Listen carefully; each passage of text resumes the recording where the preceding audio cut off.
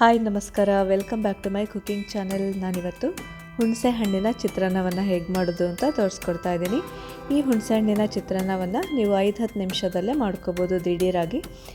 ಇದಕ್ಕೆ ಮೊದಲಿಗೆ ನಾನಿಲ್ಲಿ ಶೇಂಗಾ ಬೀಜವನ್ನು ರೋಸ್ಟ್ ಮಾಡ್ಕೊಂಡಿದ್ದೀನಿ. ಇದಕ್ಕೆ ಎಣ್ಣೆ ಹಾಕದೆ ರೋಸ್ಟ್ ಮಾಡ್ಕೊಂಡಿದ್ದೀನಿ.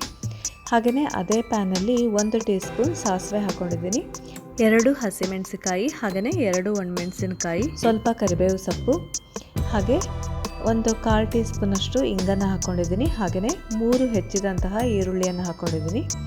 ಹಾಗೆ ಅರ್ಧ ಟೀ ಸ್ಪೂನ್ ಉಪ್ಪು, 1/4 ಟೀ ಸ್ಪೂನ್ ಅರಿಶಿನ ಪುಡಿ ಹಾಕಿದ್ದೀನಿ. 1/4 ಟೀ ಸ್ಪೂನ್ ಇಲ್ಲ ಅಂದರೆ ಅರ್ಧ ಟೀ ಸ್ಪೂನ್ ಅರಿಶಿನ ಪುಡಿ ಹಾಕ್ಕೊಳ್ಳಿ.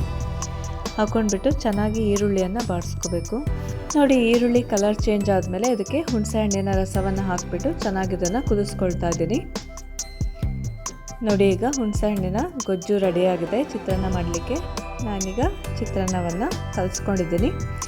ಈ ಬಿಸಿ ಅನ್ನ ಅಥವಾ ಉಳಿದಿರ್ತಕ್ಕಂಥ ಅನ್ನದಲ್ಲಿ ಇದನ್ನು ಮಾಡ್ಕೋಬೋದು. ಹಾಗೆಯೇ ಈ ರೋಸ್ಟ್ ಮಾಡ್ಕೊಂಡಿದ್ವಲ್ಲ ಶೇಂಗಾ ಬೀಜವನ್ನು ಕೂಡ ಹಾಕ್ಕೊಂಡಿದ್ದೀನಿ.